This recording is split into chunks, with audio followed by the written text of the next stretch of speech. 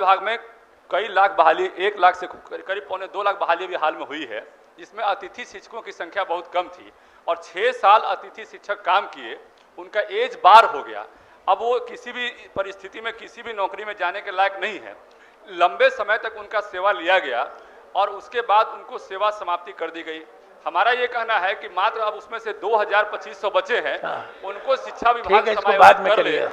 बताया कि भाई बैग जो 170 रुपये में मिलता है, 150 में मिलता है बैग, उसको 500 में क्यों दिया जा रहा है? कि डीपीओ और डीओ जो है राज्य के अधिकारी से मिलकर जो है गड़बड़ी कर रहे थे और वो गड़बड़ी जो है गड़बड़ी कर रहे हैं, जिससे कि हम जनता में हम लोग को जवाब देना पड़ता है। कहीं भी जब भ्रष्टाचार होता है तो जवाब देना पड़ता है। तो हम लोगों ने उस पर सवाल उठाया और इसका समाधान करने की बात की हमारे। नमस्कार, आप न्यूज़ 4 नेशन देख रहे हैं। मैं हूं आपके साथ वंदना। मॉनसून सत्र का आज आखिरी दिन था और आखिरी दिन भी शिक्षा विभाग का मुद्दा सदन में उठाया गया। बीजेपी एमएलसी जीवन कुमार लगातार शिक्षकों की आवाज बनते रहे। सदन में सरकार से जवाब भी इन्होंने मांगा। हालांकि कितने ये संतुष्ट हैं जवाब से, खुद हमारे साथ बात करने के लिए जीवन कुमार हैं। सबसे पहले तो मॉनसून सत्र का आज आखिरी दिन था, 5 दिन शिक्षकों की मुद्दा आप उठाते रहे, क्या सरकार से सवाल का जवाब मिला?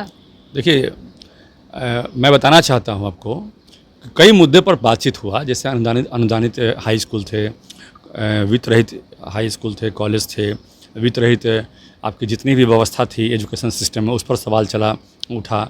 उनके कई मुद्दों पर बातचीत हुई, चर्चाएं हुई। अतिथि शिक्षकों पर चर्चा हुआ। अतिथि शिक्षकों के साथ जो न्याय नहीं किया जा रहा है, 6 साल तक लगातार वो पढ़ाए, उसके बाद वो वहाँ से स्कूल से हटा दिए गए, उस पर भी चर्चा हुई। नियोजित शिक्षकों के साथ उनका एमएससीपी का लाभ का मामला हो, या फिर नियोजित शिक्षकों के प्रमोशन का मामला हो, या वरीयता का मामला हो, या अभी जो नया पोस्टिंग हो रहा है उसमें भी पति पत्नी को एक ही जगह पोस्टिंग किया जाएगा, दिव्यांगों को, महिलाओं को, जो पहले भी नियम था। तो इन सारी बातों पर चर्चाएं हुई और गृह जिला में हम लोगों ने पोस्टिंग का मांग रखा कि स्वैच्छिक स्थानांतरण की पॉलिसी लाई जाए, और जो कमेटी बनी है जिसमें कि शिक्षकों के बारे में चर्चाएं करनी है, उन सारे मुद्दों पर बातें हुई। और माननीय मंत्री जी जो सुलझे हुए व्यक्ति हैं, सुनील बाबू जो है सुलझे हुए व्यक्ति हैं, और सुनील बाबू से हम लोग पूरा उम्मीद करते हैं, और उन्होंने कहा भी है कि मानवीयता को हम लोग ध्यान में रखते कोई भी काम करेंगे। 40 बरस से नीचे के जो शिक्षक हैं और 40 के जो ऊपर के शिक्षक हैं, उन दोनों का क्राइटेरिया हम बदल रहे हैं, उनका अलग अलग कर रहे हैं। लेकिन हम ऐसा कोई भी नहीं काम करेंगे जिससे कि शिक्षकों को दिक्कत हो, और ख़ासकर जो बच्चों को पढ़ाने वाले जो लीजेंड हैं, और जो बच्चों को पढ़ाने के लिए, या कहिए कि युवाओं के भविष्य के निर्माण में जिनकी भूमिका होती है, या बिहार के भविष्य के निर्माण में जिनकी भूमिका होती है, वो शिक्षक ही हमारे सबसे बड़े। और आज भी सरकार ने बताया कि 83% से ऊपर बच्चे सरकारी स्कूलों में पढ़ते हैं। मैं तो आपके चैनल के माध्यम से कई बार बताया हूँ कि हमारे करीब 85% बच्चे सरकारी स्कूलों में पढ़ते हैं। इसका मतलब आज भी लोगों को विश्वास है कि सरकारी स्कूल में पढ़ाई होते हैं। 15% ही बच्चे ना बाहर पढ़ते हैं। तो मोटा मोटी जब हम इस व्यवस्था को दुरुस्त कर देंगे, जिसको कि राजद ने अपने कार्यकाल में खराब किया था, राजद के समय में आपको ज्ञात होगा कि करीब 30 से 40% विद्यालयों में ताला बंद हो गया था, क्योंकि उन्होंने शिक्षकों की बहाली नहीं की थी। और इसके चलते आनन फानन में शिक्षकों की बहाली हुई। नवंबर 2005 में हमारी सरकार बनी और तुरंत बहाली हुई, लेकिन कुछ मामला तो ऐसे रह गए थे जिसको कि पूरा नहीं किया गया था। जैसे कि नियोजित शिक्षकों को राजकर्मी का दर्जा देने की बात हुई थी, वो राजकर्मी का दर्जा नहीं दिया गया। हमारे पहले भी कई एमएलसी हुए, अरुण बाबू हुए, संजीव श्याम जी हुए, और भी कई एमएलसी हुए, तो उन्होंने इस पर कोई एक्शन नहीं लिया। और नियोजित शिक्षक हमेशा राजकर्मी का दर्जा का मांग करते रहे, लेकिन उस पर कुछ उन्होंने किया नहीं। और जब हमें मौका मिला तो हमने पूरा बिहार में घूम के आंदोलन किया और मुद्दा बनाया इसको। हमने पार्टी से बात की, और हमारे सम्राट चौधरी जो पूर्व अध्यक्ष थे हमारे, उन्होंने हमको बोला कि भाई ये मुद्दा अच्छा है और ये शिक्षकों के हित का मुद्दा है, इससे बिहार का विकास भी होगा, और इनके मुद्दे सॉल्व होंगे तो एक बिहार में एक परिवर्तन भी आएगा। निश्चित रूप से राजकर्मी का दर्जा देने का प्रस्ताव उठाइए। और विपक्ष में रहते हुए 13 जुलाई को आपको याद होगा कि बड़ा आंदोलन हम लोगों ने किया। हमारे कई सांसद घायल भी हुए थे, कई लोगों को चोटें लगी थी। हमारे एक विजय सिंह साथी इसी नियोजित शिक्षकों के आंदोलन में शहीद भी हो गए थे। तो बहुत घटनाएं भी घटी उसके क्रम में, हमने देखा जो आंदोलन का हमने स्वरूप बनाया था। और हमारे आंदोलन को पूरे बिहार में सभी एमएलसी ने उस सपोर्ट भी किया। हमारे नवल बाबू ने सपोर्ट किया, हमारे पूरे बिहार में जितने भी जो शिक्षक थे और शिक्षक एमएलसी थे, सभी लोगों ने सपोर्ट किया, चाहे वो माले के भी शिक्षक हों, चाहे और भी हो। उनको भी लगा कि नहीं, जीवन कुमार का जो मुद्दा उठाया हुआ वो सही मुद्दा है और जेन्युइन मुद्दा है। तो नितिन नवीन हमारे साथ थे, हमारे प्रदेश के नेता हैं, उन्होंने भी सपोर्ट किया। तो कई कमेटी बनी हमारी, जिसमें नितिन नवीन थे, हमारे नवल जी थे, आदरणीय सम्राट जी ने कमेटी बनाया और उसका हल निकालने का प्रयास हुआ। और मैं ये देख रहा हूँ कि अभी तक लगातार जो है लगातार हम देख रहे हैं कि जो कमियां थी स्कूलों में, जैसे कहीं कहीं बेंच की कमी थी, डेस्क की कमी थी, जो हमने घूमा और देखा, कहीं बाउंड्री की कमी थी, कहीं रूम की कमी थी, उन सारे चीज़ों को कहीं ना कहीं पूरा करने का प्रयास ग्रेजुअली किया जा रहा है। और जो नियोजित शिक्षक थे हमारे, उसको राजकर्मी का दर्जा देने का जो बात था, उसको भी TRE 1 TRE 2 सक्षमता परीक्षा के माध्यम से, BPSC के माध्यम से जो एग्ज़ाम लिया गया उसके माध्यम से किया जा रहा है। इन सारे मुद्दों में जो कुछ कमियां रह गई थी, जैसे जो विशिष्ट नियमावली बना, विशिष्ट शिक्षक नियमावली बना, उसमें जो कमियां रही थी, जो इसके अलावा जो आपको पता होगा कि जो हमारे बीच फिजिकल टीचर थे, फिजिकल टीचर का भी मामला हमने उठाया, उस पर भी सरकार ने जवाब दिया कि हम इस पर भी कार्रवाई कर रहे हैं और निश्चिंत रहिए आप, हम उनको भी सक्षमता परीक्षा के माध्यम से उनको भी मौका देंगे। तो एक उनके लिए भी खुशी की खबर है। तो ये सारी चीज़ें मिला जुला के हमें यही लगा कि माननीय जो हमारे शिक्षा मंत्री हैं, उनका पहल बहुत अच्छा है। टाइमिंग का मामला उठा, हम लोगों ने कहा कि भाई 10 से 4 का जो टाइमिंग का मामला है, माननीय मुख्यमंत्री जी ने कहा है सदन में, उसको भी आप देखने का काम किए, जिस पर उन्होंने कहा कि भाई हम लोग 48 घंटा का समय लेते हैं। हालांकि आज चूँकि सदन में और भी चीज़ें होनी थी और सुनील सिंह के चलते जो है सदन पूरा गरमाया रहा है, कल भी सदन गरमाया रहा है, तो इस पर चर्चा नहीं हो पाई, अदरवाइज इस पर भी चर्चा होनी थी। तो कहीं ना कहीं उनका जो सकारात्मक पक्ष है वो हमें दिखाई पड़ा और निश्चित रूप से आने वाले समय में इसका रिजल्ट आपको दिखाई पड़ेगा। और जी एक सवाल है कि हाल ही में तत्कालीन ACS थे, उस दौरान कई मामले उठे, उसको लेकर के आप लोगों ने टीम भी बनाई थी, उस टीम का सदस्य भी आप हैं। भ्रष्टाचार का भी मामला उठा, जो शिक्षा विभाग में जो है देखा, और आप लोगों ने जो उसको, आपके पास में जो भी रिपोर्ट आया, आप लोगों ने उसको सदन में भी उठाने का काम किया। वह पूरा मामला क्या था? आप लोग क्यों इतना आक्रोशित दिखे थे? देखिए कि DPO और DO जो है राज्य के अधिकारी से मिलकर जो है गड़बड़ी कर रहे थे। कई सारे के सारे ऐसे नहीं हैं, लेकिन कई DPO और कई DO के शिकायत मिले कि कर्मचारियों के से मिलीभगत करके, ऊपर से राज्य के कुछ अधिकारियों से मिलीभगत करके गड़बड़ियाँ कर रहे हैं। और वो गड़बड़ी जो है गड़बड़ी कर रहे हैं जिससे कि हम जनता में हम लोग को जवाब देना पड़ता है। कहीं भी जब भ्रष्टाचार होता है तो जवाब देना पड़ता है। तो हम लोगों ने उस पर सवाल उठाया और इसका समाधान करने की बात की। हमारे माननीय मंत्री हैं, विपक्ष ने उस पर राजनीति शुरू कर दी कि देखिए यही सुशासन है, लेकिन उनको राजनीति करने के अलावा कुछ दिखता नहीं है। उन्होंने ये नहीं कहा कि इसका समाधान होना चाहिए। अरे समाधान पर चर्चा कीजिए। जब हम सरकार में बैठे हैं और हम खुद भ्रष्टाचार पर नियंत्रण करने के लिए या उस पर रोक लगाने के लिए बैठे हुए हैं, तो उसकी जांच करवाने की मांग कीजिए ना आप, कि जांच करवा के उस पर कार्रवाई की जाए। चाहे कोई भी अधिकारी हो, चाहे DPO हो, DO हो, चाहे कोई भी कर्मचारी हो, या कोई भी गलती की हो और आज के कोई पदाधिकारी गलती की हो, सबको ऐसे नहीं होते हैं। सारे के सारे पदाधिकारी को भ्रष्ट कर दीजिए, ये गलत बात है। ऐसा नहीं होता सारे के सारे। तो आप एक साथ सबको एक ही लाठी से हाँकिएगा, विपक्ष के रूप में आप देखिएगा उसको, और अपोजिशन के रूप में आप उसको राजनीतिक रंग दीजिएगा, तो ये कहीं से उचित नहीं था। हम लोगों ने बताया कि भाई बैग जो 170 रुपये में मिलता है, 150 में मिलता है बैग, उसको 500 में क्यों दिया जा रहा है? भाई कॉन्ट्रैक्टर्स प्रॉफिट लेकर उसको मतलब उसके दायरे में होना चाहिए। तो इन सब सवालों को माननीय मंत्री जी ने कहा कि जितने भी आपके सवालात हैं, जितने भी आपके सवाल हैं, सब सवालों का हम लोग निराकरण करेंगे।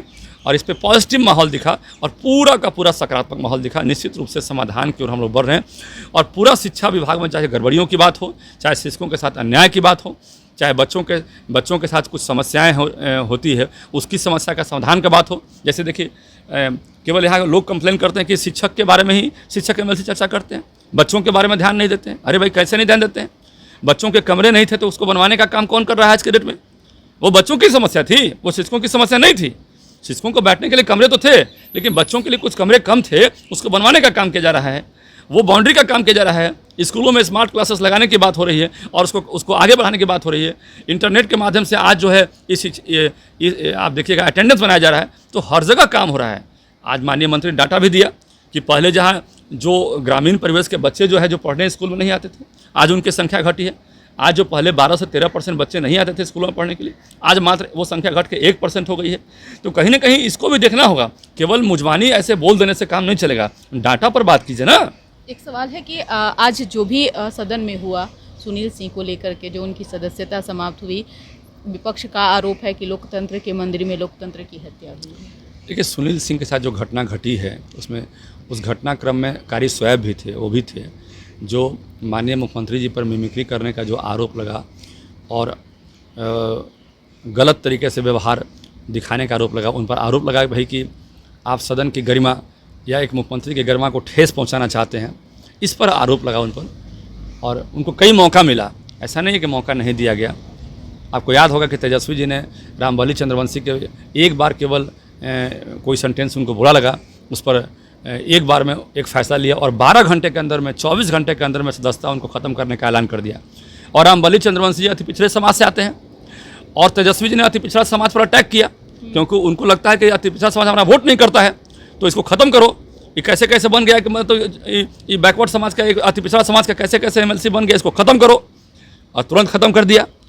तो वो भूल गए कि जो चीज़ें वो लागू कर सकते हैं वही चीज़ें कहीं और लागू हो सकती है, इस बात को भूल गए।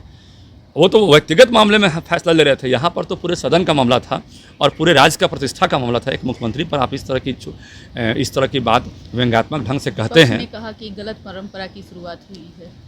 देखिए, मैं बता रहा हूँ, विपक्ष में कई बार उनको मौका मिला, लेकिन कभी भी उन्होंने माफ़ी नहीं मांगी। विपक्ष में तेजस्वी जी जैसे लोग, सम्राट जी ने भी कुछ मैटर ऐसा हुआ था, हमें याद है, उसमें खेद प्रकट किया था। कारी साहब ने खेद प्रकट किया, तेजस्वी जी ने खुद खेद प्रकट किया है किसी मुद्दे को लेकर।